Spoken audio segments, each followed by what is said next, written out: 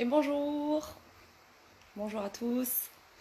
Aujourd'hui, on se retrouve pour ma troisième intervention, troisième et dernière intervention sur la thématique de la thérapie de transformation rapide.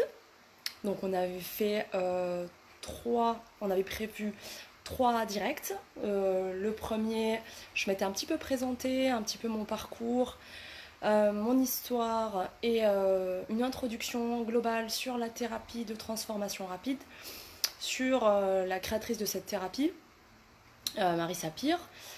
J'avais un petit peu expliqué donc qui était cette personne, qui j'étais moi. J'ai présenté la thérapie et l'outil qui est l'hypnose. Et donc, dans ce premier live, on avait déjà pu avoir des interactions et j'avais pu répondre à des questions concernant la thérapie, concernant l'hypnose. Dans le deuxième live, je suis rentrée plus en détail.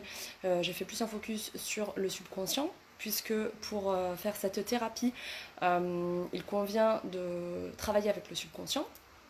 Et donc, aujourd'hui, on se voit pour la troisième intervention. Donc déjà, bonjour à tous qui vous êtes connectés. Merci d'avoir regardé mes précédentes interventions. Merci d'avoir apprécié, puisque j'ai eu des superbes retours. Merci d'avoir partagé, ce qui a permis à un plus grand nombre de personnes d'être sensibilisées à cette thérapie, à la problématique que parfois tout un chacun peut rencontrer et qui se situe dans la partie subconsciente. Donc merci à vous de votre solidarité, de votre soutien, de vos interactions avec moi. Et tout à l'heure, je vais vous raconter une petite histoire. Tout à l'heure, j'étais en train d'envoyer les affiches du direct d'aujourd'hui et une personne me dit mais c'est quoi? Et donc je lui dis n'hésite pas à regarder, je parle de la thérapie de transformation rapide. Donc regarde l'affiche, rendez-vous ce soir 18h. Et elle me dit ouais mais c'est quoi la transformation rapide? Et je lui dis regarde le live. C'est puisque je réponds à ça. Et elle me répond oui mais si les gens, si on sait pas ce que c'est, on va pas regarder. Et donc je lui dis ok, c'est exactement le but et c'est exactement le sujet de mon intervention de ce soir. Donc je suppose qu'il y a plusieurs questions qui se disent oui c'est bien, bon c'est vrai on a tous des problématiques, le conscient, le subconscient, c'est bien tout ça, mais c'est quoi ta thérapie en fait? Qu'est-ce que tu y fais? Tu nous fais quoi une fois qu'on est là? C'est quoi ta transformation rapide? Ça fait un peu potion de magicien. Donc aujourd'hui je vais vous présenter et vous détailler les différentes étapes quand on décide de faire cette thérapie. Donc quand on choisit de faire la RTT, c'est un processus. Donc c'est vrai que c'est ce que j'expliquais dans les précédents lives, c'est assez rapide, c'est assez efficace. On va chercher la racine du problème pour faire évoluer les gens. Il y a des personnes qui sont littéralement transformées. Et donc il y a plusieurs étapes pour réussir en fait, parce qu'on ne fait pas n'importe quoi dans cette thérapie. Et donc il y a plusieurs étapes, et à chaque étape, il y a des procédés spécifiques. Donc aujourd'hui, mon but, c'est de vous décortiquer un peu, de détailler chaque étape. Donc il y en a, je vais vous en détailler 4.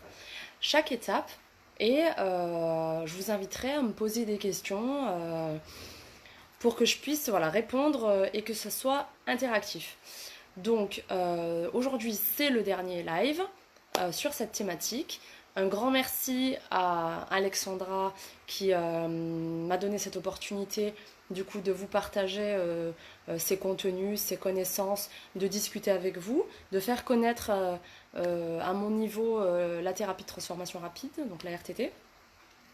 Merci à toutes les personnes du coup qui soutiennent maintenant la page Allo Covid-19. Donc c'est plutôt un échange gagnant-gagnant et lorsque ça permet aux gens d'aller mieux, de trouver du réconfort, du soutien, des informations, c'est toujours quelque chose de gratifiant et de positif. Alors, donc je vais commencer mon intervention et comme je vous le disais tout à l'heure, je vais vous donner les différentes étapes. Comment ça se passe quand du coup on va voir une praticienne en hypnothérapie selon la méthode RTT. Donc au tout début, la première étape, c'est de ce qu'on appelle mettre le client, le patient, la personne, vous l'appelez comme vous voulez, en condition pour que ce soit un succès, pour que ça réussisse. C'est-à-dire que les personnes, souvent, lorsqu'elles vont lorsqu'elles vont choisir une méthode thérapeutique, elles ne savent pas trop. Et notamment lorsqu'on entend le mot hypno. Hypnothérapie, on ne sait pas trop. Donc la première des choses, c'est de poser les bases pour qu'on soit sûr que la thérapie, le chemin qu'on va prendre, soit le bon, que ce soit une réussite, et surtout que la personne qui vient consulter soit déjà dans les conditions pour réussir. Parce que si elle vient en se disant de toute façon c'est ma mère ou mon frère ou mon pote qui m'a dit de venir, je sais même pas. C'est vrai que si dès le départ on part pas sur quelque chose qui permet d'être positif, de croire que effectivement c'est quelque chose qui va fonctionner, c'est un petit peu plus compliqué. Pour ça, on discute et on ne discute pas pendant des heures. On va discuter avec la personne, on va dire à peu près 20 minutes, une demi-heure, sur ce qui l'amène, sur sa ou ses problématiques. Parce que si on passe trop de temps, c'est un petit peu comme quand du coup on va discuter pendant 2 heures de ses problèmes et encore et encore et encore, et en fait on n'entre pas vraiment dans le cœur de la thérapie. Donc ce qu'il est important de faire, c'est de limiter à peu près 20 minutes, une demi-heure, les échanges sur la problématique, sur un petit peu le contexte de vie de la personne, parce qu'on ne la connaît pas, donc qui elle est, l'âge, si elle a des pathologies, tout un tas de paramètres qui vont être balisés par le formulaire. On fait un formulaire, on envoie un formulaire, on donne un formulaire à la personne et elle complète. Et ça permet quoi? Ça permet surtout à la personne qui vient consulter en fait, ça lui permet de prendre conscience que j'ai compris ton problème et je sais ce que tu veux. Parce que souvent, quand on va faire des soins, on ne sait pas trop, ouais, j'ai ce problème-là, j'ai ça, j'ai ça. Et lorsqu'on pose la question à quelqu'un, mais alors qu'est-ce que tu veux? Très souvent, on va avoir la réponse, ouais, mais moi je veux plus manger comme ça de façon compulsive, puis moi je veux plus m'énerver, et moi j'en ai assez, je veux plus procrastiner, je veux plus me dire remettre à demain, je veux plus, je veux pas, je veux plus, je veux pas, je veux plus, je veux pas. Et en fait, au tout départ, c'est de, dès le début avec la personne, lui faire comprendre que qu'est-ce que tu veux. Et moi j'ai compris ce que tu veux. Et si moi j'ai compris ce que tu veux, je peux t'apporter une réponse adéquate. Et c'est là où c'est vraiment important au départ de vraiment partir sur les bonnes bases et sur un questionnaire qui nous permet de faire prendre conscience à la personne. J'ai compris quel est ton besoin, quelle est ta problématique et ce que tu veux. Et c'est pour ça que dans les questions, souvent dans la RTT, on pose la fameuse question, on a un stylo et on dit voilà, si ça c'était une baguette magique et que je pouvais, là ça fait 20 minutes qu'on parle, que je pouvais t'accorder un souhait de cette séance, ce serait quoi? Qu'est-ce que tu veux? Et c'est vrai que c'est là où on a souvent le bug de je sais ce que je veux pas, mais je sais pas forcément ce que je veux. Une fois qu'on a le je sais ce que je veux, on demande à la personne comment ta vie serait si ce vœu était réalisé. Par exemple, quelqu'un qui va dire moi je veux plus remettre au lendemain bonjour, je veux plus remettre au lendemain, je veux faire les choses tout de suite. Et là je pose, ok, donc je dis qu'est-ce que tu veux ou qu'est-ce que vous voulez. La personne me dit ok, je veux faire ce que j'ai à faire, les tâches que j'ai à faire à l'instant où j'ai décidé de les faire. Je veux pas attendre la dernière minute. Donc qu'est-ce que tu veux? Je veux faire les choses en temps et en heure. Je veux, et toujours en positif, je veux. Et je pose la question, comment serait ta vie si tu avais ce vœu? Si tu avais la capacité de faire les choses sans remettre au lendemain, de t'y mettre tout de suite et de réaliser les tâches que tu as à réaliser et les étapes que tu as à réaliser au moment où tu es censé les faire, sans attendre la dernière minute. Et donc là, la personne commence à se projeter. Ah oui, alors si j'avais ce vœu, je pourrais être mieux organisée parce que je ne serais pas débordée. Je pourrais être plus détendue parce que je sais que je suis à jour. Je pourrais effectuer, je ne sais pas, si une personne fait des études ou une formation ou et indépendante, je pourrais faire le chapitre que j'avais prévu sans remettre au lendemain. Et donc, ça me permettrait, moi, d'être plus sereine dans ma tête, d'être plus paisible, d'avancer au rythme où j'ai décidé, de progresser, de gagner un confort de vie. Et on est dans qu'est-ce que ça va t'apporter. Et ça, cette motivation forte, c'est de dire à la personne, ok, j'ai compris ce que tu veux, et c'est sur ça qu'on va travailler. Et donc là, la personne, on la met déjà dans une projection positive. Comment allait ta vie sans ce problème? Comment allait ta vie sans manger de façon compulsive lorsque tu es stressé? Et donc du coup, la personne déjà, elle est plus sur moi je veux plus déprimer, moi je veux plus remettre au lendemain. Elle est sur déjà, on a un petit peu conditionné la séance sur le succès. Ok, on est déjà en train de se projeter. Et pourquoi? Pourquoi tu as besoin de ce vœu-là? Pourquoi tu as besoin? Et donc là, la personne, elle va trouver son pourquoi, son but. Et du coup, de nouveau, on la projette encore dans du positif. Mais ça, c'est très important parce que je vais arriver à ça, ça, ça, ça. Je sais pas, une maman, elle va peut-être dire, mais en même temps, je vais pouvoir montrer l'exemple à mes enfants. Je leur dis, faites vos devoirs, mais moi, je suis pas en train de faire ma comptabilité ou qu'importe. Ouais, je suis sûre que vous voyez de quoi je parle. Et donc, du coup, effectivement, quand on a cette projection de, voilà, je veux ça, maintenant je sais ce que je veux, moi, je leur fais comprendre, en tant que. Alors, quand je dis moi, je parle de la position du praticien en hypnothérapie de transformation rapide, que ok, c'est ça qu'on va donner dans la séance. Donc là, on a balisé en gros le succès. C'est-à-dire que, ok, je vois un peu le contexte de vie, un peu la personne, ce qu'elle a, si elle a des problématiques médicales ou pas, sociales, en tout cas, faire vraiment le tour de ce contexte personnel. Le souhait de la personne, donc qu'est-ce que tu veux, et non pas qu'est-ce que tu veux pas, et pourquoi tu veux ça, et comment serait ta vie si tu avais ça. Et là, on l'a déjà conditionné, on a déjà, la personne vient avec je ne veux pas, et déjà, au bout de 20 minutes, une demi-heure, on a, ok, je veux ça, je sais pourquoi je veux ça, et c'est peut-être bien ici, avec cette thérapie, que je vais trouver les réponses qui vont me permettre d'aller vers là. Quand on a fait ça, on a déjà mis la personne en condition de réussir.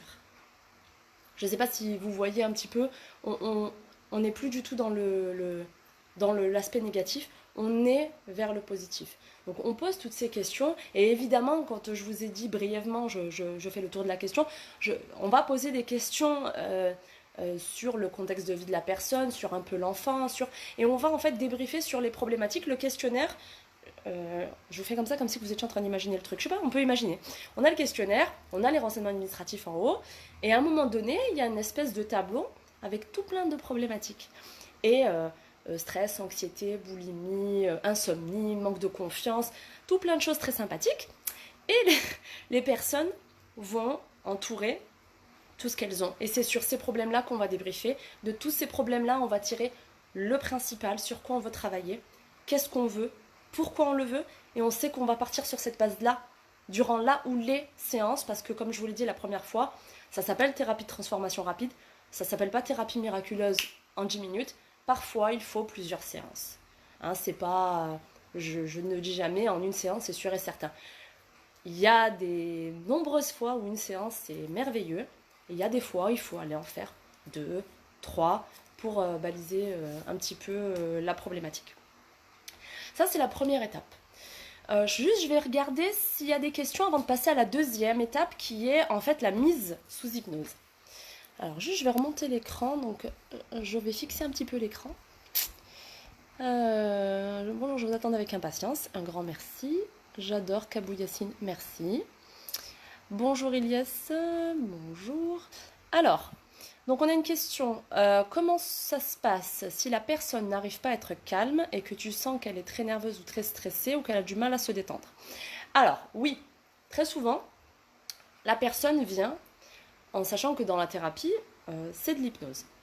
Et comme on en avait parlé la première fois, on peut avoir des représentations sur l'hypnose, c'est-à-dire qu'on peut se dire, ok, je vais aller la voir, mais moi déjà je veux pas perdre le contrôle, je veux pas partir dans des je sais pas qu'est-ce qu'elle va me faire, puis est-ce que, et donc la personne a des questions. Donc déjà dans un premier temps, on peut partir sur ok, est-ce que vous avez déjà été sous hypnose? La personne peut dire non. Et on peut très rapidement voir quand une personne est stressée. Il suffit d'être observateur et de dire ok, j'ai l'impression que vous êtes un peu tendu. Ou alors la personne dit moi je suis tendue, je suis tendue, je suis stressée. Très bien, pas de souci. Essayez de comprendre déjà qu'est-ce qui fait peur. Est-ce que c'est l'hypnose? Est-ce que c'est une personne qui est stressée de l'inconnu? Est-ce que une fois qu'on a un petit peu repéré ça, il existe des techniques pour se détendre. Il y a plusieurs choses qu'on peut faire. La technique qui s'appelle Havening Technique, c'est une technique qui peut marcher, qu'on le fasse sur soi ou sur une personne. C'est une technique qui permet très rapidement, alors moi je vous le fais sur moi, donc des mouvements comme ça. Un peu on reproduit le câlin de la maman envers le petit, donc c'est l'effet. Donc la personne, on lui fait fermer les yeux. On lui demande de s'imaginer par exemple, si elle nous dit j'aime bien marcher en bord de mer, on dit ok, tu t'imagines en train de marcher en bord de mer. Pendant que la personne s'imagine ça, alors soit elle le fait toute seule si elle ne veut pas être touchée, soit c'est possible que ce soit le thérapeute qui le fasse. Faire ce mouvement comme ça, pendant que la personne s'imagine, elle va compter pendant 20 secondes. 1, 2, 3. Quand elle arrive à 20, on va lui demander, toujours avec les yeux fermés, de faire un mouvement oculaire, gauche, droite, gauche, droite. Et donc la personne va faire ça. Et il y a des thérapies avec des mouvements oculaires qui détendent et on fait ça plusieurs fois. Tu t'imagines regarder un coucher de soleil, pareil, donc 20 secondes, et puis gauche, droite, gauche. On fait ça plusieurs reprises. En règle générale, pour les personnes moi, que j'ai vues qui étaient très très très très stressées, lorsque j'ai fait ça, les personnes sont dans un état de calme assez impressionnant après, sachant qu'avant, on essaie quand même de rassurer un petit peu la personne sur le fait qu'elle ne perd pas conscience, qu'à tout moment, elle peut arrêter la séance si elle ne se sent pas bien. Donc le fait de rassurer la personne, de lui faire cette technique-là, il y a aussi des techniques de respiration. Après, il y a des gens qui vont vraiment pas se sentir dès le départ. Et là, on peut leur montrer comment se mettre en auto-hypnose. Donc là, je montre la gestuelle, les yeux qui montent. Qu'est-ce qu'on fait? Je peux le faire avec la personne. Donc je le fais sur moi. Je le montre à la personne. Elle le fait toute seule. Donc là, il n'y a aucun risque de manipulation mentale, à moins qu'elle s'auto-manipule. Normalement, c'est OK. Donc elle se le fait. Et souvent, ça peut rassurer. Et ensuite, il y a vraiment des personnes qui vont pas réussir à lâcher prise du tout. Et ce que je peux proposer, c'est de faire un enregistrement de relaxation. De faire écouter la personne tous les soirs avant de se coucher, elle met les écouteurs, elle écoute. Et au bout d'une dizaine de jours, elle voit hypnose, détente, ce que c'est. Et on réessaye. Et c'est encore, enfin à ma connaissance, j'ai pas d'autres cas où ça marche pas. Donc en règle générale, on arrive facilement à rassurer la personne, à expliquer. Et une des peurs principales aussi des gens, c'est la peur de l'inconnu. Une fois que l'inconnu, le non familier devient familier, le subconscient est beaucoup plus calme. Et donc on n'a plus la défense. Et donc la défense, la fuite, la peur, le stress, tout ça se détend en règle générale. Élevez vos pensées, bonjour. Ensuite, qu'est-ce que j'ai fait? Je fais des bêtises, j'appuie sur des boutons pour vous mettre avec moi en direct. Élevez vos pensées me demande si je suis une arabe. C'est mignon comme question. Je vais juste répondre aux questions qui collent avec la thématique. Voilà, donc là j'ai d'autres messages qui sont sympathiques mais qui sont pas concernant la... Voilà. Bonjour Nawel, oui ça y est, tu as réussi à assister, bravo, super. J'adore votre style, merci beaucoup. Donc voilà, pour les questions concernant mon intervention, j'ai répondu. Pour tous les autres messages où on me fait des déclarations, merci, je ne commenterai pas. Je passe à la suite. Donc, la deuxième étape, une fois que vraiment la personne, elle sent vraiment que ça peut correspondre à ses besoins, qu'on a identifié la problématique, qu'on sait sur quoi travailler, qu'on sait pourquoi et qu'on sait quel résultat on veut.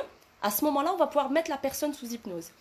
Fatia me dit, si une personne vous dit j'ai peur de quelque chose, je ne sais pas depuis quand je ressens. D'accord, je vais en parler juste après justement. Donc en fait, la personne, c'est très bien. La personne me dit, voilà ma problématique, j'ai une phobie.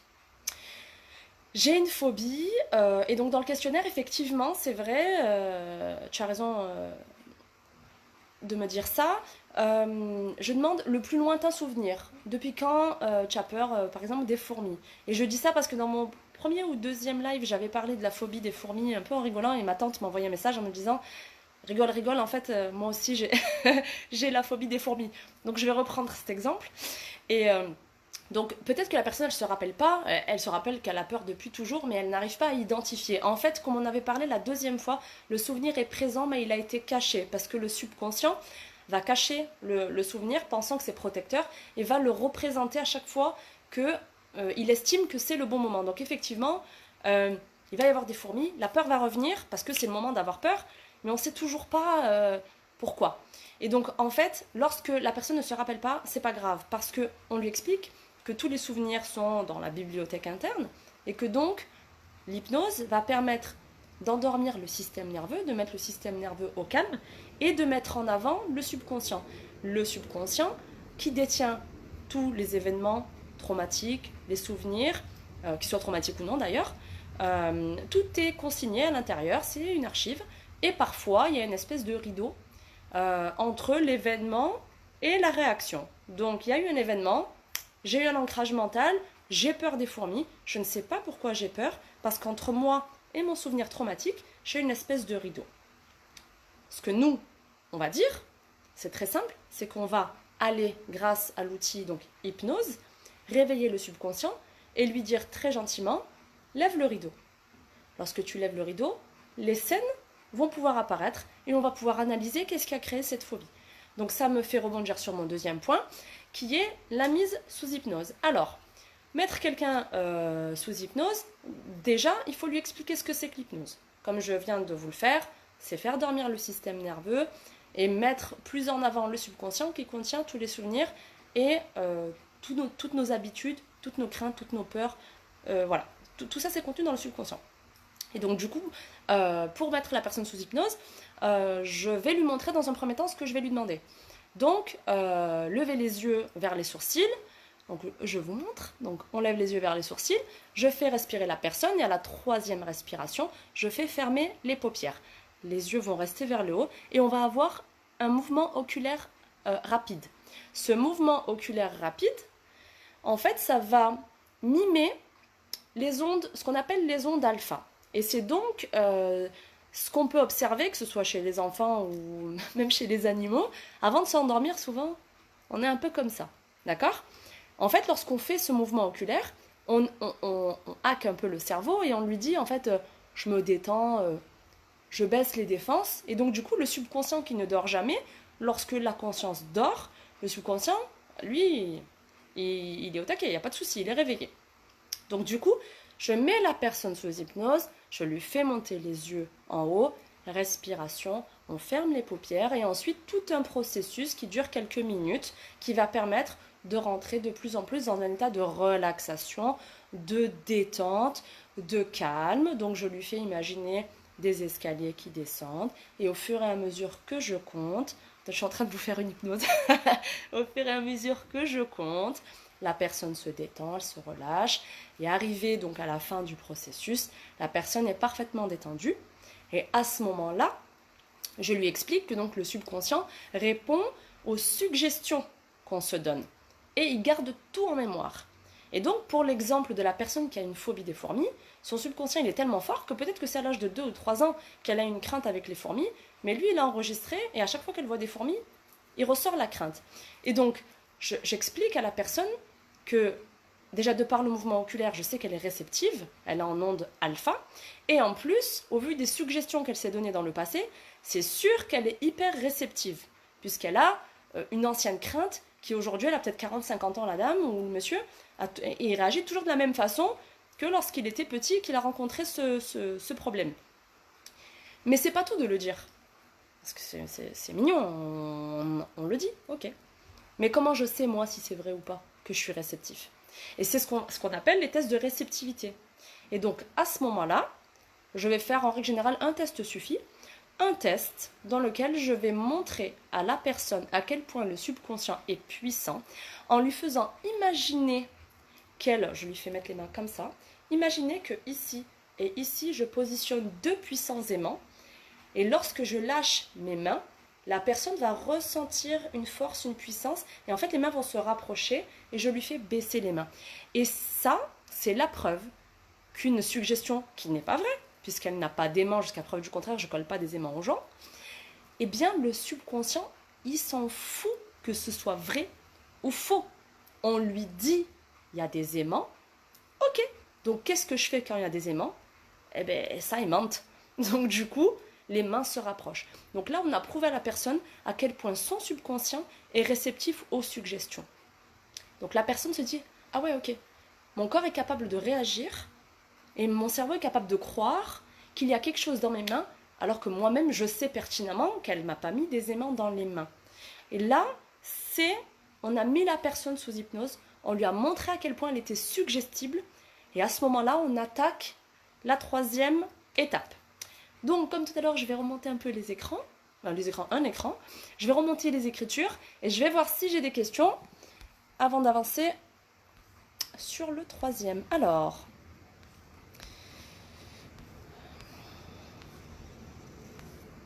j'ai pas de questions, donc vous avez tout compris, c'est super.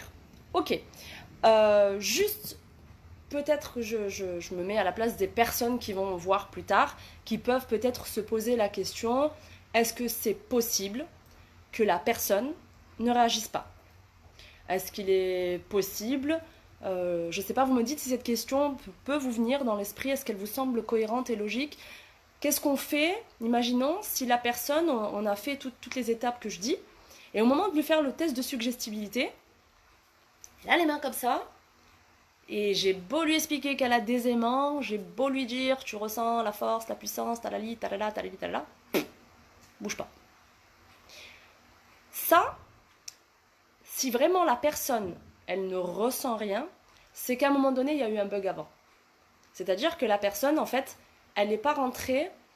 Voilà, exactement. Si la personne fait semblant, ben c'est ça, c'est ce que je suis en train de dire. Donc en fait, c'est exactement ça. C'est-à-dire que si la personne, elle vient, imaginons, je vais faire un truc un peu gros, allez, soyons fous. Elle a fait un pari, elle a dit, moi je suis sûre que je ne serai pas hypnotisée. Sur certains. Elle invente des problèmes, voilà, moi j'ai ça, je veux travailler sur ça, j'ai ça, j'ai ça, j'ai ça. Donc pendant que je lui dis faites les yeux machin, la personne elle fait ça, puis dès qu'elle ferme les yeux en fait elle m'écoute pas, elle n'est pas du tout en train de calculer ce que je raconte, elle est en train de penser à ce qu'elle va manger ce soir, le film qu'elle va regarder, tout ça. Là, c'est sûr que quand je dis mets les mains, le système nerveux n'est pas au repos, le système nerveux n'est pas endormi, elle n'a pas plongé dans le subconscient, elle n'est pas relâchée, elle est dans le même état que vous et moi quand on est en train de parler, et que si je mets mes mains comme ça, pendant 3 jours je peux vous dire ouais j'ai des aimants. Ah ouais, oh là là, oui. Ça marche pas. Ça, c'est sûr. Mais c'est qu'à un moment donné, la personne, elle n'a pas fait les choses. Ou bien qu'il y a des personnes qui sont très très réceptives, donc très rapidement ça va le faire, et la personne a une telle crainte qu'elle ne va pas se relâcher. Elle va rester comme ça. Et ça, c'est à moi, c'est ma responsabilité à moi, d'être sûre, avant d'attaquer la séance, que la personne ait un minimum confiance au procédé, c'est-à-dire qu'elle soit rassurée, qu'elle n'est pas en danger, que je ne vais pas la manipuler ou lui faire des choses comme ça, et de la mettre suffisamment en confiance, et c'est la première étape, et c'est pour ça que c'est très important quand on dit mettre la personne dans un état d'esprit de succès. Lorsque ça c'est fait, qu'on a rassuré, le test de réceptivité fonctionne. Nous sommes tous réceptifs parce que nous avons tous un subconscient et qu'on s'est tous donné des suggestions dans notre vie. On a tous des habitudes, on a tous des craintes, on a tous... Et donc du coup, ça c'est enregistré dans le subconscient, on a tous de la mémoire. Et du coup, c'est à moi en amont de voir si la personne, elle fait semblant. Ça, c'est pas très compliqué quand on discute un petit peu, on voit bien si vraiment la personne, elle s'en fout, ou qu'elle raconte n'importe quoi. Ou alors le moment où je lui dis de respirer, de faire les trucs... Vous êtes détendu. À un moment donné, ça se voit. Voilà. Donc normalement, c'est vraiment un indicateur, mais cet indicateur-là, on le voit un petit peu avant d'arriver aux aimants. Ou à un autre test, il n'y a pas que les aimants, il y a les aimants, il y a aussi mettre les poings comme ça, et puis on imagine un seau et un ballon. Il y a tout plein de tests qu'on fait, mais le point essentiel n'est pas dans le test qu'on fait, mais avant, excusez-moi, je bégaye, avant, comment est-ce qu'on conditionne la personne pour que ça réussisse. Donc c'est aussi basé sur la volonté de la personne, la sincérité de la personne, et à minima le professionnalisme de la personne qui va rapidement voir si elle est en train de faire une mauvaise blague. Alors, Comment tu fais si tu n'arrives pas à faire l'exercice avec les yeux en l'air? Alors oui, ça arrive que lorsqu'on dit à la personne lever les yeux et ensuite fermer les paupières, à un moment donné, il y a un bug entre les yeux qui se lèvent et les paupières et la personne va avoir tendance à dire mais moi j'arrive pas, j'arrive pas. Ça, c'est des personnes qui se méfient un petit peu ou qui n'ont pas l'habitude. Et donc ça, on peut faire plusieurs fois, tout en étant calme, tranquille, zen, en expliquant qu'il n'y a rien de grave, qu'on n'est pas obligé de réussir à la seconde. Et donc on le fait faire plusieurs fois. Et lorsque les paupières, elles ont du mal à se baisser, en fait, on peut tout simplement avec les doigts, alors avant tout, on demande aux personnes si ça ne les gêne pas qu'on puisse les toucher, que ce soit là, là ou là. Comme ça, au moins, on n'a pas de souci de personne qui me dit non, en fait, moi, vous ne me touchez pas. Donc là, on va aider la personne. C'est-à-dire que les yeux sont en haut, elle veut fermer les paupières, mais ça tremble tellement qu'elle n'y arrive pas. À ce moment-là, on peut baisser tranquillement, doucement les yeux. On ne lui fait pas un geste, on ne lui met pas une claque. On lui baisse doucement les yeux. Et du coup, voilà, on la rassure à toutes les étapes en lui expliquant que c'est bien ce qu'elle fait. Et en règle générale, elle y arrive, il n'y a pas de souci. Voilà, donc ça c'est la même question, c'est bon. S'il s'avère que durant la séance, la problématique qui ressort n'est pas la même que celle évoquée dans le formulaire, j'adore cette question, merci Mina. Comment l'hypnothérapeute fait pour réorienter la séance? Faudra-t-il prévoir... Alors attendez, j'appuie sur le petit truc, afficher pouce, voilà. Faudra-t-il prévoir un nouveau rendez-vous afin que le thérapeute puisse préparer une séance en fonction de la nouvelle problématique qui est ressortie? Alors...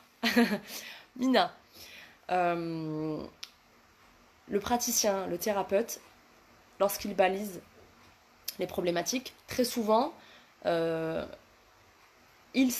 sait que la problématique qui va être évoquée, que la personne va dire consciemment, c'est pas toujours la problématique réelle subconsciente. Auquel cas, pas de souci, la personne, elle a dit ce qu'elle voulait. Ce qui ressort reste quand même un petit peu en lien avec ce qui a été dit, mais c'est pas ça la cause et c'est pas ça la racine. Il n'y a aucun problème de se réadapter, il n'y a pas besoin de refaire une séance spécifique, de se réadapter très rapidement en expliquant à la personne, et là ça rejoint exactement la troisième étape, c'est-à-dire que nous, la personne va nous dire les choses, il n'y a pas de souci, on sait sur quoi on va travailler, on la met sous hypnose. Et ensuite, donc, la troisième étape, donc je vais répondre à ta question et en même temps, je dis un peu la troisième étape. La troisième étape, c'est qu'on va dire que le subconscient qui a en mémoire tous nos souvenirs, tous nos traumatismes, tous nos fonctionnements, toutes nos habitudes, toutes nos phobies, toutes nos craintes, on va aller discuter avec lui et on va lui demander de nous ramener vers une scène du passé qui a tout à voir avec la cause, l'origine, la racine de la problématique exprimée. Lorsque le retour en arrière se fait sur une scène qui, en apparence, n'a strictement rien à voir avec la problématique évoquée, c'est-à-dire que le conscient, il fait un peu... il est relax, le subconscient, il est un peu au boulot. Donc lui, il est réveillé. Lui, ce qu'il va nous envoyer comme info, c'est pas exactement ce qu'au début, la personne nous avait dit de façon consciente. Nos problèmes, il n'y a aucun souci avec ça. Le subconscient, il nous donne la vraie problématique. Celle que la personne n'a pas conscience elle-même. Il n'y a aucun souci avec ça, parce qu'on va analyser la scène. La personne qui est sous hypnose et qui a donc tous ces sentiments, toutes ces émotions qui sont exacerbées, qui sont au taquet, elle va voir, ah oui, le problème en fait il est là. Et là c'est tout le rôle du thérapeute de lui faire des liens, de la rendre actrice de sa thérapie, de sa séance, et de lui montrer par les exercices qu'on fait, comment est-ce que cet événement-là est en réalité la cause de tel problème aujourd'hui. Donc, on ne reprogramme pas une nouvelle séance, on ne s'arrête pas en cours de route en disant « Ah, désolé, game over, le subconscient il ne nous a pas donné ce qu'on avait demandé, alors on arrête, on ouvre les yeux, on revient la prochaine fois. » Il n'y a pas besoin de reprogrammer ou de repréparer une séance. Tout est déjà en magasin. On va faire avec ce qui ressort. On va s'adapter, on va réajuster et on va replacer chaque chose à sa place. Tel problème c'était ça, mais en fait ce qui ressort c'est ça. Viens, on va exploiter ça, on va explorer ça et on va faire un lien et on va comprendre comment est-ce que ça peut être aussi engendré cette problématique-là que tu ressens aujourd'hui. Alors c'est très abstrait ce que je dis parce que j'ai pas pris d'exemple concret, mais réellement le subconscient va nous donner la vraie raison. Donc il n'y a pas besoin de reprogrammer. Après, il est possible qu'il y ait besoin de plusieurs sessions pour une même problématique, et ça, il n'y a aucun problème. Mais il n'y a pas besoin d'arrêter et d'en reprogrammer une autre pour changer de problématique. C'est simplement c'est tout l'art du praticien de remettre les choses au bon endroit et de réexpliquer. Donc dans le retour à la cause, il y en a qui appellent ça régression en âge. En fait, on va partir sur 3 scènes. Et donc, c'est des scènes qui vont être vives, capitales, importantes, qui ont tout à voir avec la cause et la racine de la problématique que l'on veut aller voir. Je fais le décompte de 5 à 1 et je demande à la personne, je pose des questions. Où tu es? Quel âge tu as? Tu es dedans ou dehors? Tu es seul? Tu es accompagné? Je pose des questions qui vont permettre à la personne vraiment de voir clairement la scène. Alors la scène, elle ne la revit pas, elle la voit. Elle la revoit, notamment quand c'est des scènes traumatiques. On explique bien à la personne qu'elle n'est pas en train de revivre le traumatisme, mais qu'elle est en train de le regarder, de l'observer pour pouvoir l'analyser et soigner, penser ses blessures. Donc, on fait ça sur 3 scènes. Parce que parfois, une première scène, puis arrive une deuxième, on ne voit aucun lien avec la première, puis arrive une troisième. Et dans les questions et les exercices que l'on va proposer à la personne, c'est assez magique, le lien va se faire. Par les réponses que la personne va donner, il se peut que dans la scène 1 et dans la scène 2, imaginons, la personne, c'est pas les mêmes scènes, et elle en arrive à la conclusion lorsque je lui dis « Comment tu te sens lorsque tu vis ça ?» Je me sens une moins que rien, je suis vide. Dans la deuxième scène, ça n'a rien à voir avec la première, mais le sentiment est le même. Je suis une moins que rien, je suis vide, je sers à rien. Et en fait, cette personne, au départ, elle nous avait dit « Je veux arrêter de manger de façon compulsive. » Et en fait, qu'est-ce qu'on fait quand on est vide? On se remplit. Donc, il se peut que des scènes comme ça, en apparence, n'ont rien à voir ou n'ont rien à voir avec la problématique énoncée. Mais par les questions et les exercices qui sont proposés, il y a toujours un lien qui peut être fait, qui est fait et qui explique la cause et la problématique. Donc, on revient sur 3 scènes. Au minimum, on peut aller faire 4 ou 5 scènes. C'est toujours le même processus de poser les questions au départ. On pose un peu les jalons. Où tu es, il fait jour, il fait nuit, tu es à l'intérieur, tu es à l'extérieur, tu as quel âge, qu'est-ce que tu vois, qu'est-ce que tu fais, qu'est-ce que tu entends et qu'est-ce que tu ressens. Une fois qu'on a la scène, alors là, c'est tout l'art pareil du praticien, on repère les mots qui sont dits, ok, et on pose des questions. Ok, donc, tu as 5 ans, tu vis ça, et ça me fait me sentir, et la personne va dire que ça me fait me sentir, et elle va donner ce que ça lui fait. Et là, on note. Une fois qu'on a fait toutes ces scènes, qu'on a noté les ressentis, qu'on a noté qu'est-ce qui se passait, on va proposer des exercices. Et plusieurs exercices qui vont nous permettre d'analyser comment ces scènes du passé, dans la main gauche, on va faire imaginer à la personne que tout ça, les scènes, c'est des DVD, c'est des films, c'est des vidéos. Comment est-ce que ces scènes-là ont créé toi aujourd'hui? Qu'est-ce que ton cerveau a compris là, a cru comprendre, qui fait qu'aujourd'hui tu es comme ça? On établit un lien entre les deux, un lien de cause à effet. J'ai vécu ça quand j'étais gamine ou jeune adulte, ou je me suis sentie comme ça, j'ai vécu ça, et aujourd'hui je suis toujours dans ces schémas-là, dans ces systèmes-là. Je me déprécie, ou je me remplis, ou j'arrive pas à faire les choses. Peut-être que quand j'étais petite et que j'avais du mal à faire un truc, on m'a toujours dit « mais toi t'es capable de rien ». Et aujourd'hui, bizarrement, quand je me lance dans quelque chose, je me sens pas capable. Peut-être qu'il y a un lien entre les deux, et c'est ce lien-là qu'on établit. Et on fait comme ça plusieurs exercices. On fait la main gauche, la main droite. On fait un exercice qui s'appelle rôle, fonction, but et intention, dans lequel en fait on identifie cette partie subconsciente qui a été créée lors des événements qui ont posé souci, et on va faire parler cette partie. On va lui demander, ok, j'ai vécu ça, et c'est quoi ton rôle dans ma vie, de faire en sorte que je repousse tout, de faire en sorte que j'arrête pas de manger, et on va aller chercher qu'est-ce que ça veut dire. Et donc tout ça, c'est la personne qui est actrice du processus, qui va faire les liens entre le passé et le présent, qui va expliquer ce qu'elle ressent, quel est le rôle, le but et la fonction de ses comportements. Et en fait, on décrypte comme ça en faisant plusieurs techniques, plusieurs exercices qui vont permettre à la personne de comprendre, d'analyser, de faire les liens. Et lorsqu'on a compris qu'est-ce qui n'allait pas, quel est le boulet qu'on traîne derrière nous et qui fait qu'on n'avance pas comme on voudrait, là, on a des techniques pour pouvoir couper la corde et laisser le boulet derrière, fermer la porte sur ce qui s'est passé et avancer. Ça ne veut pas dire qu'on fait oublier les gens, On ne fait jamais oublier, la mémoire est toujours là, mais simplement on change la signification. Un événement traumatique, quand il est fini, il est passé, c'est fini. On n'a plus mal je sais pas, je me suis cogné la tête, j'ai plus mal. Mais quel sens j'ai donné? Je me suis cogné la tête, mais ouais, mais c'est parce que tu regardes jamais devant toi, de toute façon, tu te rends compte? Je sais pas, attentif, tu es une personne, tu fais jamais attention, tu as toujours la tête dans les étoiles. Quelqu'un d'autre, il s'est cogné la tête, il s'est cogné la tête. Mais si moi, toute ma vie, je me dis, bah c'est normal. Moi, si je me cogne la tête, c'est parce que je regarde pas ce que je fais, c'est parce que je suis rêveuse, parce que de toute façon, je calcule jamais. Eh ben, il se peut que très souvent, je sois rêveur, je calcule pas ce qui se passe devant moi, j'arrête pas d'être maladroite, je me cogne. Parce que j'aurais interprété cette action-là comme c'est normal, c'est parce que moi, je suis comme ça que j'ai fait ça.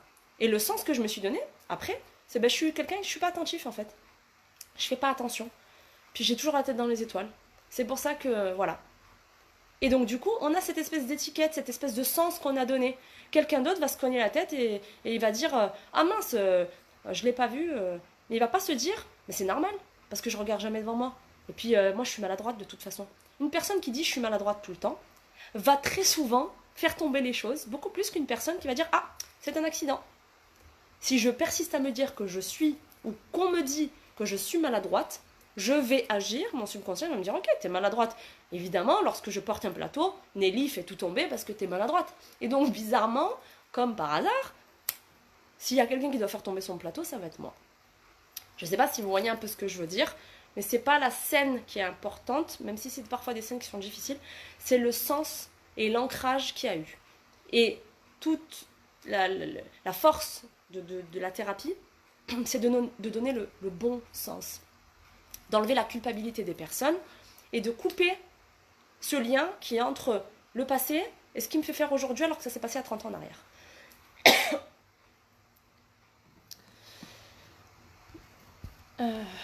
Alors, donc, tu fais quoi si la personne ne voit rien comme scène? Alors, il arrive parfois, effectivement, que lorsque on fait le... Et par exemple, quand c'est la première fois, je fais le compte en arrière et qu'est-ce que tu... Où es-tu sur cette scène? Il fait jour, il fait nuit, rien. Ok, donc la première chose, c'est pas de dire ah ok, tu vois rien, bon bah c'est sûrement que ça fonctionne pas, bah désolé hein. Non, c'est de rester avec ce rien, c'est-à-dire de toujours faire avec ce qui ressort. Donc par exemple, il y a rien, ok. Le rien c'est parfois beaucoup. Moi la dernière fois j'ai une personne qui ne voyait rien. Et au bout d'un moment, avec ce qu'elle a fini par décrire, on s'est rendu compte qu'en fait, elle était dans un certain endroit qui s'avère être le ventre de sa maman et où effectivement, elle ne voyait rien. Mais lorsque c'est des personnes déjà qui n'ont pas l'habitude d'être sous hypnose, qui n'ont pas l'habitude de ce procédé, la première fois, déjà, c'est un peu compliqué de se connecter entre ce que la personne nous dit, de retourner en arrière, de voir. Et parfois, il n'y a rien qui vient tout de suite. Ce rien est parfois quelque chose. Lorsque le sens visuel ou auditif n'est pas là, il reste le kinesthésique, il reste les sensations. Donc la première chose, c'est de dire à la personne, ok, tu vois rien. Est-ce que tu entends quelque chose? Non, j'entends rien. Très bien. Est-ce que tu ressens quelque chose? La personne peut dire, je suis triste. Ou alors, je sais pas. Ou alors, je suis angoissée. Et en fonction de ce que la personne va dire, s'il y a une tristesse, ok, elle est à exploiter. Et souvent, on va se rendre compte que ce rien, c'est quelque chose. Si vraiment, il n'y a rien, on peut proposer à la personne, déjà, on lui dit qu'il n'y a rien d'anormal, que c'est pas grave, que ça arrive très souvent. Donc déjà, on normalise la chose et on n'explique pas qu'elle a un souci, qu'elle fait pas bien, qu'elle ne voit pas, qu'elle comprend pas. On dit que tout va bien. Donc la personne déjà n'est pas en train de se dire « Ouh là là, il y a un pépin, je ne vois rien. » Peut-être que ça veut dire qu'en fait, ça ne marche pas sur moi. On enlève de suite ces espèces de mauvaises pensées qui pourraient arriver. Et donc, on peut refaire le décompte en utilisant des mots un peu plus précis. On peut dire à la personne « Ok, peut-être que j'ai été trop rapide dans mon décompte ou pas assez spécifique et ton subconscient n'a pas compris l'instruction. Et donc, il nous amène nulle part. C'est peut-être moi qui n'ai pas fait correctement. Ça n'est jamais toi. Et donc, on va refaire le décompte. En règle générale, on a souvent une sensation qui arrive. De la sensation, après, on peut retrouver une scène. Si vraiment, il n'y a rien, pas de souci, ça arrive régulièrement. on a des autres exercices possibles, et notamment ce qu'on appelle l'enfant, alors je le traduis de l'anglais, l'enfant dans la chambre. Donc en fait, on va demander à la personne de retourner dans la maison, dans l'endroit où elle a vécu entre ses 2 ans et 5-7 ans. Et s'il y a plusieurs endroits, il n'y a aucun souci avec ça, on va lui demander de laisser le subconscient aller la diriger vers la maison qu'elle souhaite. Et donc le subconscient ne se trompe pas, donc il va nous emmener vers la bonne maison. Et on va lui demander de se visualiser devant la porte d'entrée, ensuite on va lui dire de rentrer, ensuite elle va se retrouver devant sa chambre, et on va lui expliquer qu'entre elle, adulte, et l'enfant qui est dans la chambre où il dormait, ou dans l'endroit où il dormait, l'enfant sait qu'elle est là, et elle sait que c'est elle petite. Et il y a une connexion et une confiance entre les deux. Ensuite, on fait ouvrir la personne, la porte, et s'installer à côté de l'enfant. Et on va lui poser une question simple. Demander à l'enfant, est-ce que tu es heureux? Et à partir de cette question-là, on va commencer à étayer les choses, et l'histoire va commencer à se dérouler, et on va retomber sur nos pieds. Et ensuite, de cette histoire, peut arriver une première scène. Ah oui, mais là, alors oui, donc j'avais dit que j'étais pas heureuse. Ah mais oui, mais ça me fait penser. Et le subconscient va ramener la scène. C'est bon, on est en confiance, toi adulte, moi enfant, c'est bon, hop, une première scène peut arriver. En tout cas, on a toujours le moyen de faire ressortir la cause, que ce soit par des scènes, que ce soit par nous enfants, que ce soit... On arrive, on a les outils pour faire en sorte de trouver la cause et la racine de... Et qu'importe le procédé, que ce soit les 3 scènes ou que ce soit l'enfant, les exercices ensuite sont adaptés de sorte vraiment à sortir la racine, la problématique, et à travailler dessus. J'ai le soleil dans les yeux, désolée. C'est pour lire les questions. Alors, si la prise de conscience est trop difficile ou douloureuse pour la personne, quels sont vos outils pour lui permettre d'accepter cette problématique? J'ai besoin d'un exemple concret, Mina. Si la prise de conscience est trop difficile. Dans la séance, je ne demande pas d'entrer la prise de conscience. Je demande au subconscient d'aller m'amener une scène. Je me mets comme ça parce que sinon je ne vois pas grand-chose. Je demande au subconscient d'aller m'amener une scène ou plusieurs scènes, ou à l'enfant, tout dépend de quel procédé on a choisi, qui a tout à voir avec la problématique. Le subconscient va nous amener des choses. Si la personne, pendant qu'il se passe ça, elle a une trop grande peine, ou elle a... Je ne sais pas exactement qu'est-ce que ce serait de dire peut-être non, je ne veux pas y aller. Soit je vais réussir à la rassurer en lui expliquant qu'effectivement, par exemple, la scène traumatique, elle ne la revit pas.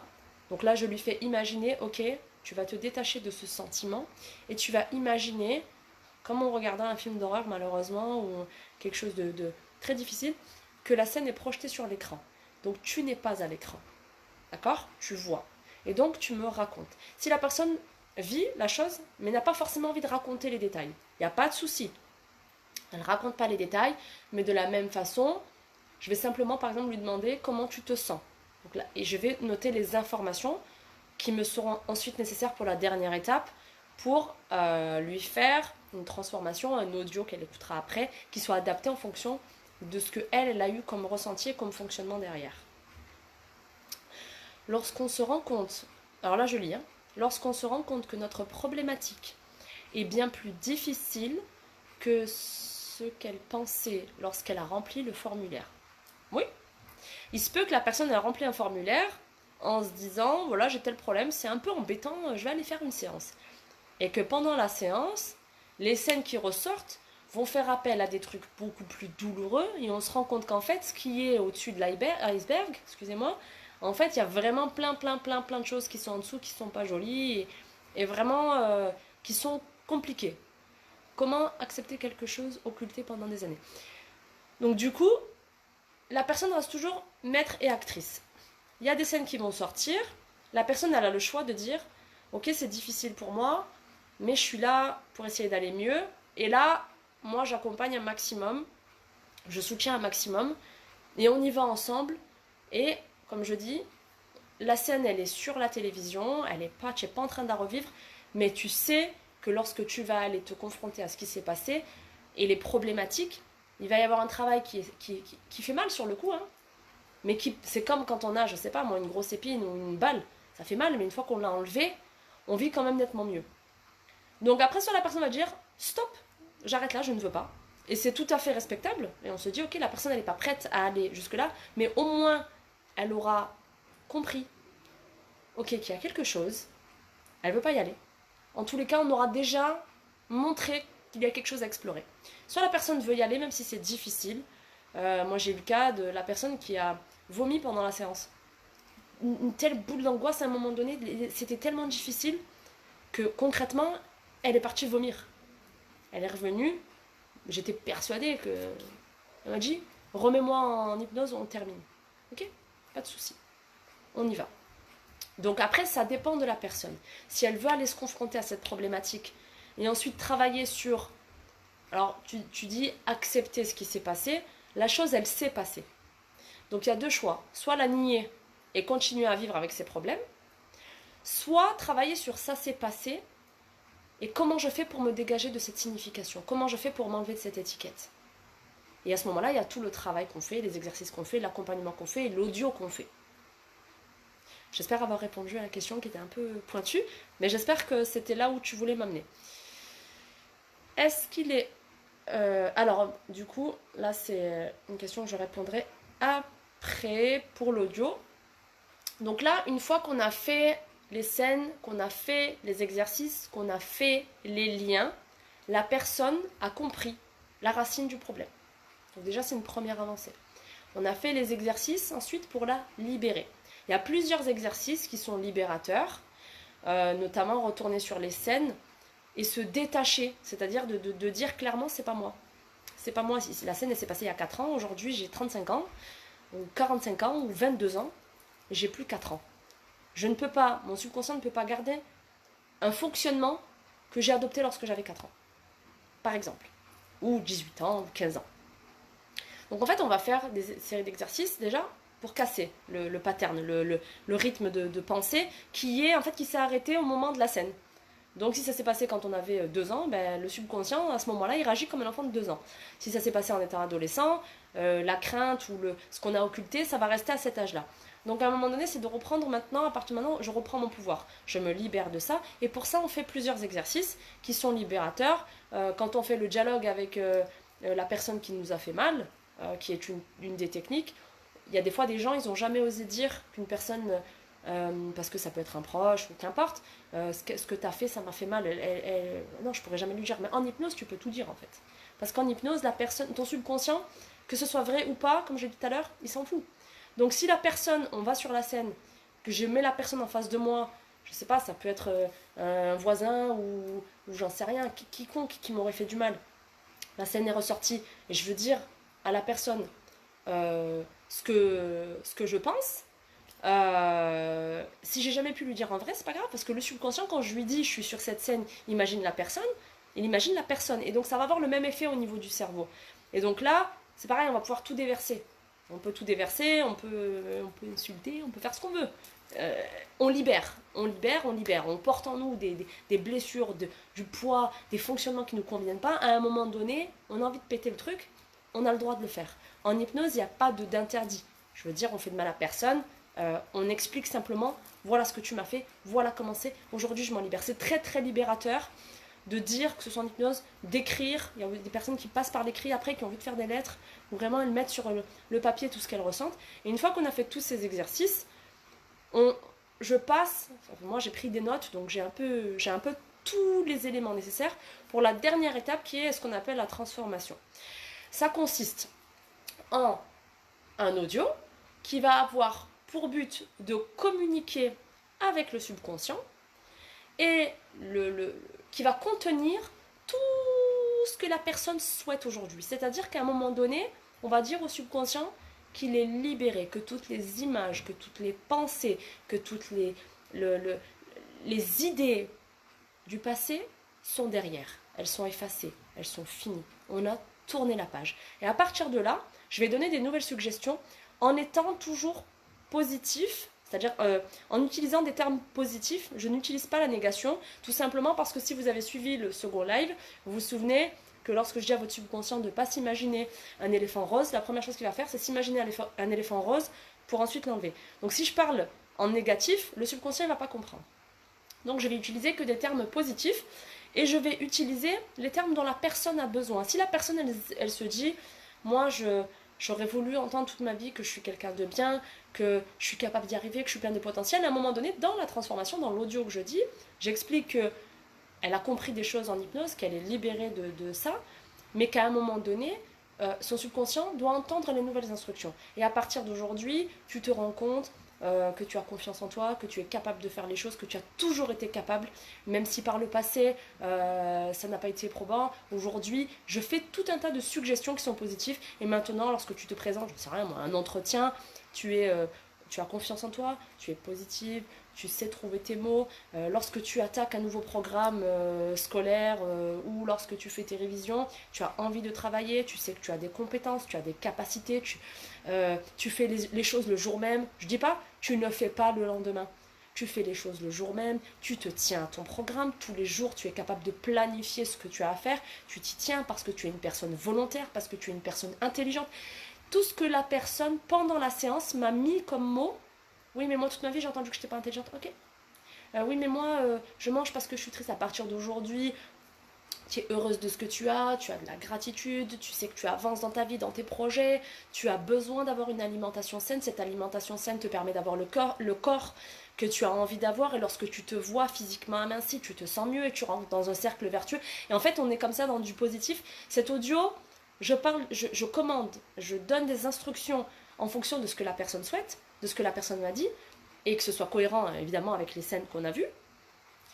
Et je le répète pendant 20 minutes. Pourquoi ? Parce que, on l'avait vu la dernière fois, le cerveau apprend par répétition. Et donc comme le cerveau apprend par répétition, je martèle, je martèle, je martèle, je répète, je répète, je répète, je répète. Avec des mots puissants. Il faut exciter l'imagination, il faut mettre des images. On a vu la dernière fois que le subconscient, il réagit aux images, il réagit aux mots qu'on se donne. Alors je vais donner des images. Par exemple, je vais dire à partir de maintenant, tu es sur l'autoroute de la réussite et tu es dans une Ferrari, tu passes la troisième, tu passes la quatrième, tu réussis tes examens, tu travailles tous les jours. Au plus tu réussis tes examens, au plus tu as confiance en toi, au plus tu as confiance en toi, au plus tu avances vite. Et en fait, je donne des images, la personne, elle s'imagine, je veux que tu t'imagines sur l'autoroute, t'es pas en ville limitée à 30 avec des dos d'âne, ça y est. Maintenant, tu es sur l'autoroute, tu avances, et au plus tu avances, tu réussis tes examens, au plus tu es en train de passer les vitesses, et tu as confiance en toi. Et en fait, on va donner donc des images fortes, il faut que l'imagination elle soit vraiment très stimulée. Je vais être assez répétitive dans ce que je vais dire pendant les 20 minutes pour que vraiment le subconscient, il entende, et je vais demander à ce que ce soit écouté pendant minimum 21 jours. Donc ça rejoint la question où on me dit, est-ce que c'est obligatoire d'écouter pendant 21 jours minimum ? Oui.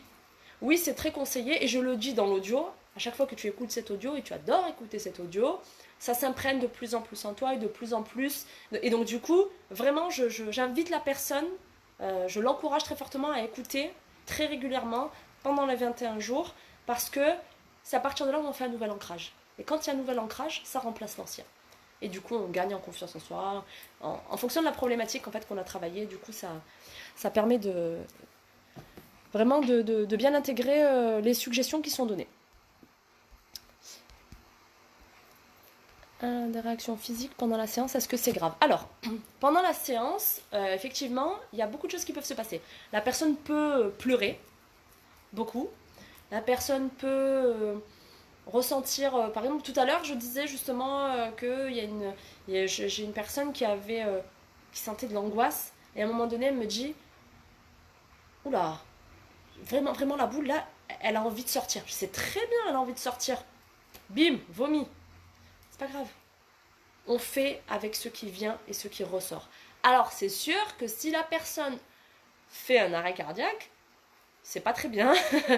Et effectivement, je pars dans les extrêmes, mais on est attentif et c'est pour ça qu'on fait le questionnaire de départ, qu'il n'y ait pas des problématiques qui soient tellement importantes. que ce soit contre-indiqué avec la pratique de cette thérapie-là. C'est pour ça qu'il y a un travail qui est fait avec le corps médical. Très souvent, lorsqu'il peut y avoir un travail en partenariat qui est fait, c'est juste magnifique, parce que du coup, il y a un peu tout qui est balisé. Mais lorsque c'est une réaction, lorsque c'est des pleurs, lorsque c'est du vomissement, lorsque c'est mal à la tête, ça arrive aussi. Tout ça, c'est en fait le corps qui exprime le symptôme, qui exprime ce qui se passe. Et donc, c'est un moyen de relâcher. Les larmes, c'est un moyen de relâcher. C'est la première étape pour la guérison. Parce que lorsque les yeux ne pleurent pas, en règle générale, ce sont des autres organes qui pleurent. Et c'est pour ça qu'on a parfois des maladies psychosomatiques et des douleurs, parce que du coup, on ne sort pas ses émotions. Donc oui, quand la personne a mal à la tête, lorsque la personne vomit, ou lorsque elle a certaines douleurs à certains endroits, ça peut être significatif de quelque chose qui s'exprime, de quelque chose qui ressort. Après, c'est sûr que si la personne... elle a une maladie grave, bon, ben là, on est dans du grave. Bravo, Nelly. Merci, Anna. Vivre avec des remords, comment faire?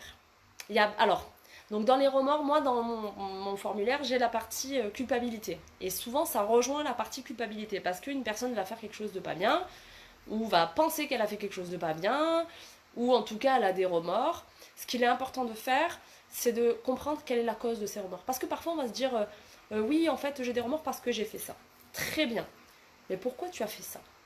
Je sais pas. Ah.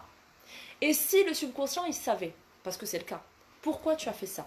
Et si tu comprenais pourquoi tu avais fait ça? Peut-être qu'à un moment donné, tu aurais moins de culpabilité parce que tu te rends compte que tu n'as pas su faire autrement, parce qu'au départ, tu n'avais pas les bonnes informations, tu n'avais pas les bonnes indications, tu n'avais pas les bons outils pour agir autrement que ce que tu as fait là. Et lorsqu'on repart à la racine du problème, qui a fait qu'à ce moment-là, on n'a pas eu les moyens d'agir autrement. La chose, elle a été faite, mais le sens est différent. C'est parce que je ne savais pas faire autrement. Et à ce moment-là, on est dans la route du pardon. Parce qu'aujourd'hui, je sais que maintenant, j'ai compris pourquoi et que je ne fais plus ça. Et qu'à cette époque-là, quand j'ai fait ça, oui, j'en prends la responsabilité et j'ai des remords, mais c'est parce qu'au départ, je ne savais pas faire autrement. Ça fait quand même redescendre d'un étage, et ça permet à un moment donné de se redonner à nous les bons outils qu'on n'avait pas au départ pour ne plus jamais commettre l'acte. Et toute cette culpabilité, et toute cette souffrance et toute cette douleur qu'on a nous-mêmes d'avoir fait une mauvaise action, à un moment donné, c'est un peu comme une peine de prison, on a payé le prix. On a assez eu de remords. Maintenant, je sais pourquoi j'ai fait ça et je vais travailler pour guérir ça, pour ne plus jamais avoir à reproduire ça. Et on fait la paix avec soi-même. Je ne dis pas que c'est un processus qui prend 12 minutes 30, ça prend du temps, en fonction des personnalités. C'est pour ça qu'on peut faire plusieurs séances, c'est pour ça qu'à côté on peut faire du coaching, de plus intensif. Mais accompagner la personne et comprendre, la clé elle est là. Quand j'ai compris, là je suis capable de changer la ligne de ma vie. Et ne plus rester dans des remords et dans des mauvais comportements. Parce que du coup, en plus quand j'ai des remords, je me comporte pas mieux. Parce que derrière, je suis dans un cercle vicieux comme ça de je suis pas bien. Mais lorsqu'on va réussir à arranger à la racine, ok, il y a eu ça. Déjà, on comprend pourquoi. Quand on comprend déjà, on se dit ok, j'ai fait ça. Je m'en suis voulu pendant des années. À un moment donné, on a tous le droit au pardon et à une seconde chance. Et à rectifier le tir pour faire en sorte que ça ne se reproduise pas. Et qu'on fasse la paix avec soi-même. Parce qu'une fois qu'on a fait la paix avec soi-même, on avance beaucoup mieux, on contribue mieux dans le monde dans lequel on vit, on devient une meilleure personne, on arrive à exprimer son plein potentiel et à vivre en paix avec qui on est. Voilà. Donc là, du coup, il n'y a plus de questions. Donc là, durant cette intervention, on a balisé une séance RTT avec les 4 étapes. Mettre le client en condition de succès avec les questions qu'on pose, la problématique à identifier, la baguette magique s'il y avait un souhait, qu'est-ce que tu veux. Ensuite, la deuxième étape, je montre le processus de se mettre en hypnose, je mets la personne en hypnose. Une fois que la personne est complètement relâchée, on a un repos du système nerveux et avec le subconscient du coup qui est absolument réveillé et qui est prêt à discuter avec nous. À ce moment-là, je vais demander au subconscient de... Enfin, non, alors, une fois qu'il fait dodo, le conscient fait dodo, je montre avec les tests de suggestibilité à la personne à quel point le subconscient, effectivement, réagit aux suggestions. Une fois que la personne, elle a compris ça, je fais un retour en arrière sur les scènes qui ont tout à voir avec la cause et la racine. Et tout le but, vraiment, de la séance, c'est de trouver le problème, la racine du problème. Et ensuite, il y a toute une série d'exercices qui permet du coup de se libérer de ça. Et l'audio à écouter, qui dure à peu près 20 minutes, à écouter 21 jours pour ancrer les nouvelles croyances, les nouvelles suggestions. Alors Anna, combien de séances? Quel problème? Quelle personne? Quelle racine? Tout ça, c'est en fonction, vraiment c'est personnalisé. L'idée de la RTT, c'est qu'on ne parte pas sur 3, 4 ans, 5 ans, 10 ans de thérapie. L'idée de la RTT, c'est de rapidement trouver la racine due ou des problèmes et ensuite faire un travail dessus. Ça peut être en termes de une séance, bim, une séance c'est bien, mais il y a encore des autres choses profondes. Deuxième séance, troisième séance. En général, l'impact de 3 séances permet vraiment de bien baliser. Ensuite, il y a des personnes qui ont besoin d'être accompagnées un peu plus. On peut mettre du coaching avec des exercices à faire en parallèle. Donner comme ça un temps, c'est pas possible. C'est comme toute problématique, c'est vraiment personnalisé en fonction du problème, de la personne, de son histoire, de son vécu. L'idée étant que ça reste quelque chose de relativement efficace et bref dans le temps. Je ne parle pas de 10 ans de thérapie, ça c'est pas du tout l'idée, c'est pas du tout le concept de la RTT. Merci Nelly, tu es géniale. Merci à toi. Voilà, donc là, quand du coup je vous ai un peu expliqué tout ça, j'ai fait le tour de la séance. Donc il peut y avoir plusieurs séances, il peut y avoir du coaching associé. L'idée, tu es magnifique aujourd'hui, super look. Merci à Yasmine Moussaïd, ma relookeuse d'aujourd'hui, qui, la pauvre, est venue ce matin pour me faire toutes les bouclettes et les tresses. Voilà. Ok, merci, c'est vraiment bien de savoir. Oui, voilà, Anna, donc effectivement, si tu es intéressée, tu peux toujours te renseigner sur un peu plus en détail sur qu'est-ce que c'est que la thérapie de transformation rapide et avoir des infos sur le sujet. Il n'y a aucun problème, on peut en discuter. Pas de souci. Après, voilà, vraiment, c'est à adapter en fonction de la personne, de la problématique, Après, il peut y avoir plusieurs problèmes, donc chaque problème principal parfois peut être lié à 2 ou 3 autres problèmes périphériques, mais s'il y a vraiment 2 événements distincts qui se sont passés qui créent 2 grosses problématiques, je ne ferai pas un mix de dire par exemple ah mais t'inquiète, moi en 2 séances je te mixe tout. Non, il faut quand même rester un minimum professionnel, même si on dit que c'est une thérapie de transformation rapide. Le problème principal et ce qui est annexe, connecté autour, peut se régler en 1 à 3 séances, en règle générale ça le fait. Ensuite, s'il y a d'autres problématiques, évidemment il faut recommencer le même processus pour aller débusquer la cause profonde. Voilà, donc aujourd'hui, c'était le dernier live des 3 qui étaient proposés. Donc je vais rendre l'antenne en vous remerciant d'avoir été là, de m'avoir posé toutes ces questions.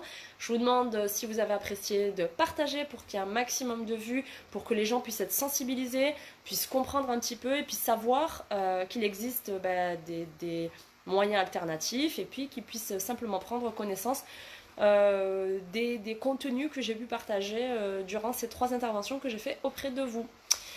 Voilà, je vous demanderai, vous qui regardez, d'avoir une grande pensée et de soutenir en tout cas de toutes mes forces, et je vous demande de faire la même chose, un grand soutien pour un ami à moi, un ami de longue date. Je sais que le live n'est pas forcément dédié à ça, mais je prends 1 minute pour le dire, qui est un karatéka, champion de karaté, qui a 32-33 ans et qui est atteint d'une pathologie très très grave, et pour qui je vais soutenir en envoyant des audios justement pour essayer d'aider au niveau thérapeutique à ma façon, à moi, avec la RTT.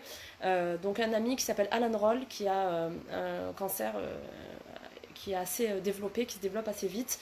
Alan, toute ma force est avec toi, et je vous demanderai à vous de vous joindre à moi dans vos prières, vos pensées, ce que vous pouvez, pour essayer de soutenir un maximum Alan Roll, qui mérite encore de vivre de super belles choses sur Terre. Voilà, merci de votre attention. À bientôt. Au revoir.